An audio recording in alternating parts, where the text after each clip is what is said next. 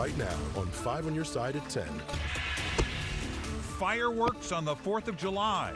Tonight, the warning that drought conditions could turn your plans into a dud. One of our most breezy days we've had in a while with gusts near 40 miles an hour, but it was still hot. Why tomorrow won't be quite as hot, and when we'll see those winds bring in our next chance for rain. First tonight, curbing youth violence in St. Louis, 1 week after a downtown party turned deadly. I think our young people are looking for purpose. One organization offering hope to young teens and adults. Good evening. Thanks for joining us. I'm Mike Bush. It was another violent weekend in St. Louis. In the last 30 hours, at least 6 people were shot. One of them died. 2 other people were injured in stabbings. None of the reported victims were juveniles. And tonight, St. Louis police have not reported any incidents involving a large group of teens. This comes just 1 week after the deadly mass shooting at a downtown party left 1 teen dead and 11 others hurt. This weekend, the city expanded rec center hours, and nonprofits and community improvement groups stepped in to try and keep teens away from gun violence. 5 on Your Side's Laura Barczewski joins us live downtown with more from organizations fighting to keep kids and young people safe. Laura. Mike, tonight I spoke with Restoration House about what they've done to create a space young people actually want to be in and what they've found youth at risk really need. On the outside, this might just look like an old theater, but on the inside, it's so much more for young people in St. Louis. We've got a place for you to wash your clothes. We have fresh food every day. We have Wi-Fi, we have an Xbox, we have another TV that has the likes of like Netflix, Hulu, Disney. We also have the laptop so anybody can come in. Restoration House is a safe space free from pressure that Director of Operations Lily Blake says teens and young adults actually want to come to. When they come every day and they're building relationships with us, it's just that simple rapport builds the accountability and it drives them to come somewhere that's safe, somewhere that they know they can get help, somewhere that they know they can rest, somewhere they know that they can eat without having to feel like they're stuck in some kind of system or program. And they even go a step further, helping young people dig deep to find their purpose. We have a birth certificate and state ID program, so if you don't have that, we cover the cost of that. And then if you need help just talking about anything, finding purpose, or you just want to talk, we provide a safe space to do that, and I think that makes the difference. And they're not alone. This weekend, youth ambassadors took over Chestnut Street with a food truck and a video game trailer. The purpose is to make sure that the youth that are downtown can be safe, that our guests and our visitors that are in our city can have an enjoyable stay, and then also find some solutions. I reached out to the mayor's office about how the efforts this weekend went, and we haven't heard back yet. Restoration House on Chippewa at the Melvin Theater is open every day for at-risk youth, and the youth ambassadors say they're going to be out every Saturday with food and activities for everyone, hoping that little by little they all can steer teens in the right direction. Reporting live from St. Louis, Laura Barczewski, 5 on Your Side. And this weekend, St. Louis police released this picture of a group of teens in connection to last weekend's shooting on Washington Avenue. They are wanted for questioning. If you know who they are, you can leave an anonymous tip with Crime Stoppers at 866-371-TIPS. Tonight, Kansas City police are investigating a mass shooting that's left 3 people dead and 5 others injured. It happened early this morning at a large gathering. Officials say they need witnesses to come forward. A big part of it is building trust. I talked to some people, we had a good conversation for a minute, and somebody else put their finger over their mouths to indicate staying quiet. You know, I think that's regrettable. There were also several people hurt in a separate shooting overnight in Kansas City. Police don't believe the shootings are connected and no arrests in either shooting. A warm and breezy night across St. Louis, but we're getting a break from the extreme heat and humidity. Weather First meteorologist Gary Frank is here with what you can expect for your Monday, Gary. Yeah, good evening, Mike. We'll at least stay out of the mid to upper 90s, close to 100. A couple spots actually reached the century mark for the first time so far this year, but right now the wind has started to settle down. That's evident by just looking at not only the trees, but some of the flags. It's a little bit lighter. The wind's still around, but at the moment it's quiet. We avoided the rain yesterday, unfortunately, but the positive news was that we avoided the extreme severe weather that happened in central Indiana and points really anywhere to the east. So right now it's quiet. Our current wind speeds barely register whatsoever. They're under 10 miles an hour. They'll stay that way into the overnight hours, so you won't hear that roaring outside. It was one of our breezier days in a while. It's still 81, a west-northwest consistent wind, 10 miles an hour. Much drier air still in place, and I think the week ahead, it's not as hot for at least a second. That's what we'll monitor for tomorrow, at least to start the week, but it's still painstakingly dry. But we have the same type of rain chances that we've seen of recent. Widespread rain is hard to come by, but those sporadic, spotty rain chances we'll talk about when we can at least find a little something and maybe point ahead to a better opportunity down the road. All right, Gary, we'll see you then. Tonight, the fire is out at a St. Charles County home. It broke out this afternoon on Briargate Drive off Kisker Road. Flames were seen shooting from the roof. We've reached out to the Connellville Fire Department. No word yet on any injuries or even a cause. Tonight, the Missouri State Fire Marshal is issuing a warning about 4th of July fireworks and the recent drought conditions. Right now, there are no bans in place, but that could change if we continue to see a lack of rain. You got to be smart, you got to be wise. If it's dry and they come out with a ban on let's not light them, don't light them. You're urged to check with your local ordinances to make sure fireworks are legal in your community. They're illegal in St. Louis City and County, and most fireworks are banned in Illinois. Tomorrow, a soldier from St. Louis killed in a hit-and-run crash in Texas will be laid to rest. A visitation for Staff Sergeant Eric Rucker wrapped up about 2 hours ago in Clayton.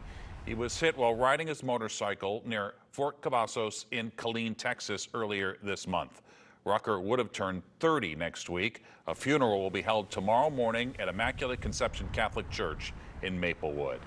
Tonight, a Town and Country homeowner is dead after drowning in his backyard pool. Neighbors on Country Acres Drive called 911 when they saw the man in the water. Police believe the 87-year-old was cleaning the pool and suffered a medical incident before falling in. This weekend marked 1 year since the U.S. Supreme Court's landmark Dobbs decision that overturned Roe v. Wade. Tonight, the abortion debate is heating up at the federal level and in red states. Our political editor, Mark Maxwell, caught up with activists organizing around abortion rights earlier today. As Missouri enters a second year without legal access to abortion, it has been like nothing we've ever seen before. Clinics across the river in Illinois report a dramatic surge. We are on track to see thousands more patients this year than we did in any other year. Heading into a presidential campaign year, Americans overwhelmingly approve of abortion access. red state Democrats are organizing around the issue. We are going to do everything in our power to protect abortion rights in the city of St. Louis. It starts with registering to vote. Denise Lieberman said she found people asking how they could vote for the first time. Our state bans almost all abortions, and in order to change that, we're going to have to change our state constitution. And when our Attorney General stops acting a fool and finally puts the abortion language on the ballot, we're going to take this to the ballot and we're going to win. Meanwhile, Republicans are debating over where to draw the line on restricting abortion. Every Republican candidate for president should support a ban on abortion before 15 weeks as a minimum nationwide standard. Blue state Republicans back a federal abortion ban. The group National Right to Life endorsed Congressman Mike Bost over his likely challenger, Darren Bailey. The Bost campaign said if the Republican majority brought a bill to the House floor protecting life, he would vote for it. And with the stakes getting higher, the days of softer language like pro-choice or pro-life are starting to fade. We're watching the red state rhetoric around the abortion debate shift to embrace bolder language. Pro-choice Missouri is now rebranding as Abortion Action Missouri. Well, I say abortion because we have to name it. A part of losing your rights is because they take your language from you first. So I'm so excited about that name change. Reporting in St. Louis, Mark Maxwell, 5 on your side. The ACLU will appear in court tomorrow to ask a judge to enforce its court order and require Missouri's Attorney General to release his hold on a petition drive process so organizers can start collecting signatures to put the abortion question on the 2024 ballot. Thousands packed the streets of downtown St. Louis for the Grand Pride Parade and Pride Fest. This year's celebration comes just weeks after Missouri passed transgender care and sports bans for youth. Organizers say these setbacks to their cause has led to more support from the community. They've come to us and said, hey, what else can we do? We're certainly donating money to you, but what else can we do in order to make sure that we can help protect people within our own community? Pride Fest just wrapped up about 3 hours ago near Soldiers Memorial.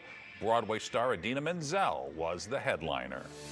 Tonight, all lanes of Interstate 70 are back open in St. Charles County, several hours ahead of schedule. Here's a live look at the Cave Springs exit. This weekend, the highway was completely shut down as MoDOT crews demolished the old bridge. Spreading the message of good sportsmanship. How you treat people matters more than anything, because that's the legacy of Stan the Man music. A local man's mission to inspire a new generation of champions of their communities. Scammers left a blank space in a Taylor Swift fan's bank account. The warning tonight for other Swifties headed to KC next month.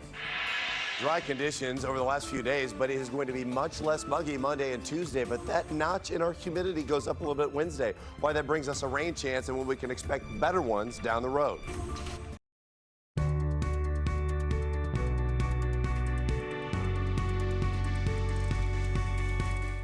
For years, we've been telling you about the Musial Awards, which recognize moments of great sportsmanship all over the world. As you'll learn in tonight's Making a Difference report, that mission is year-long, thanks to a man with a message. You know what? It's Wacky Wednesday, right? Sometimes the most important lessons come not from the pages of a textbook, but from life's moments that are unscripted. Please repeat after me, have fun. That's the message from Solomon Alexander, Cooking with grease, baby. I love it now. the guest speaker today at Lafayette Prep Academy. By show of hands, who's ever heard of Stan Musial before? It's all part of his Musial Moments program, And sometimes, a 45-minute assembly about good sportsmanship and the example set by St. Louis Cardinals Hall of Famer Stan Musial. to use that life example of Stan Musial to be better classmates, teammates, better citizens, better people in their communities. It's the 2022 Musial Awards. The Musial Moments curriculum is a spin-off of the nationally televised Musial Awards, which take place every November. Celebrating the greatest moments of sportsmanship that take place throughout the country and sometimes around the globe, and honoring those who embody class and character in sports. It's been an annual event in St. Louis since 2005. And there may be no one more qualified to carry on its mission the rest of the year. Born in St. Louis, Alexander was raised by a single mom. Home was wherever they could make it. We were all over the place. Didn't have much money, so we stayed as long as our money could allow us. They found belonging and hope in each other. She always told me I'd be president. I mean, she had these aspirations. I mean, she would say things like that to me all the time. Good afternoon. This is Solomon Alexander from the Sports Commission. With that kind of encouragement, Alexander beat the odds and went to college. After a few years as a teacher, he was hired by the St. Louis Sports Commission in 2007. He's now director of their nonprofit Sports Foundation. I like to call Solomon our sportsmanship evangelist. Back at Lafayette Prep, Please repeat after me, playwright. as part of his presentation, which includes lessons about having fun and playing right, Alexander shows videos from the Musial Awards. Whoa, you're an inspiration. Like, holy cow. All of the stories are centered on young people because I want the kids that I'm talking to feel empowered to do some of the same things themselves. Stories like Little Leaguer Isaiah Jarvis, who was hit in the head by a pitch. Oh, look out.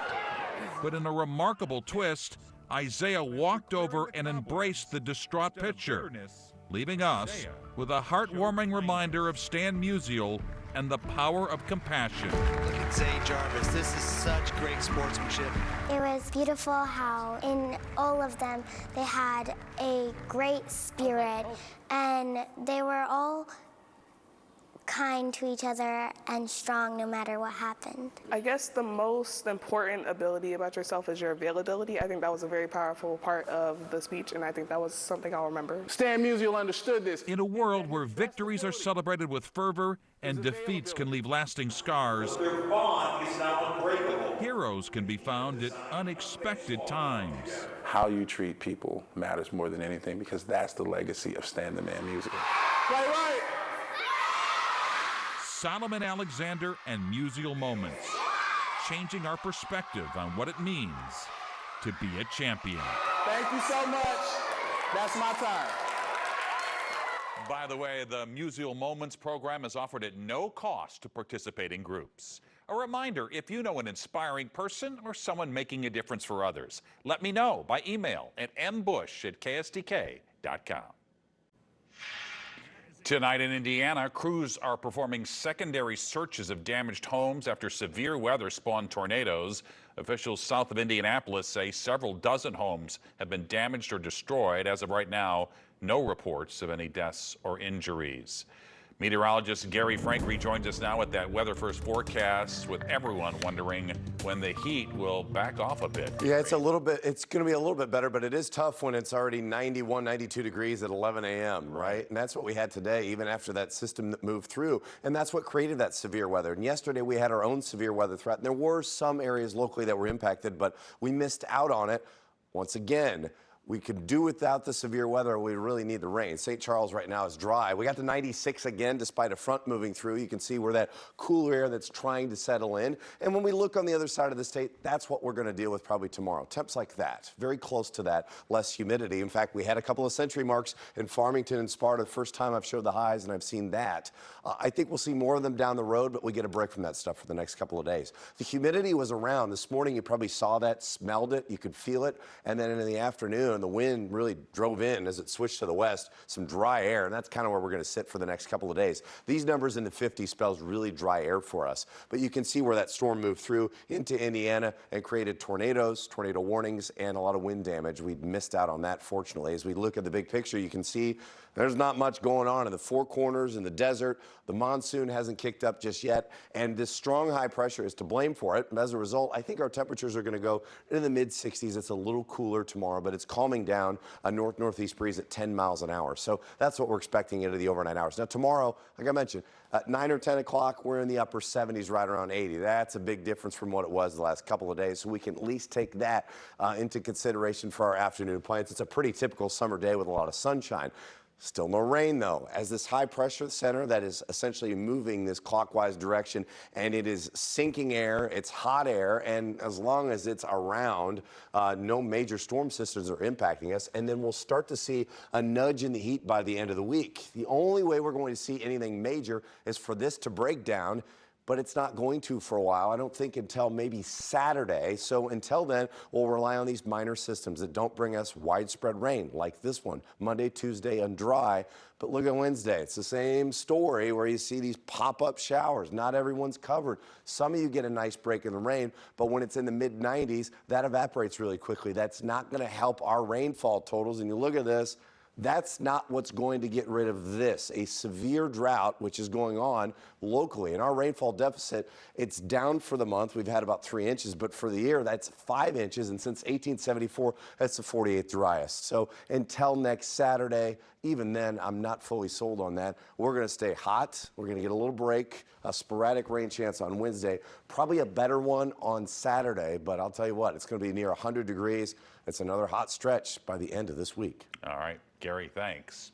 Well, from adventure to tragedy, tonight the official investigation launched into the fatal voyage to the wreckage of the Titanic. Tonight, the NTSB is investigating a tragic death at San Antonio International Airport. Authorities say a ramp worker was sucked into the engine of a Delta plane. The flight was taxiing to the gate at the time. Tonight, the U.S. Coast Guard has officially opened an investigation into the Titan submersible's ill-fated voyage to the wreckage of the Titanic. 5 men aboard were killed in what's being called a catastrophic implosion of the vessel. The goal of the investigation is to find a cause to enhance maritime safety and determine any liability. The MBI, however, is also responsible for accountability aspects of the incident, and it can make recommendations to the proper authorities to pursue civil or criminal sanctions as necessary.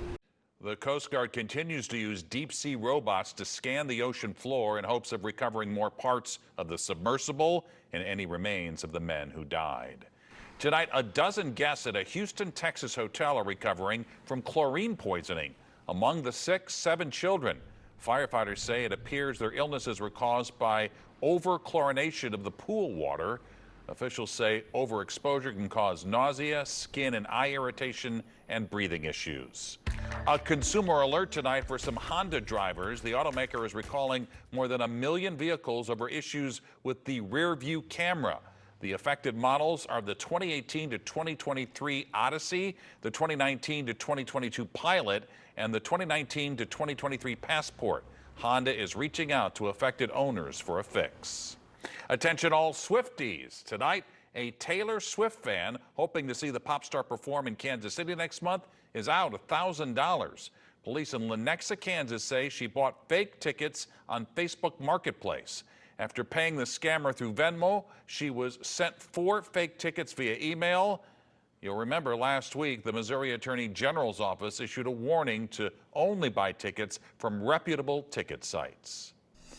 She was simply the best. Tonight, the All-American tribute being planned for the Queen of Rock.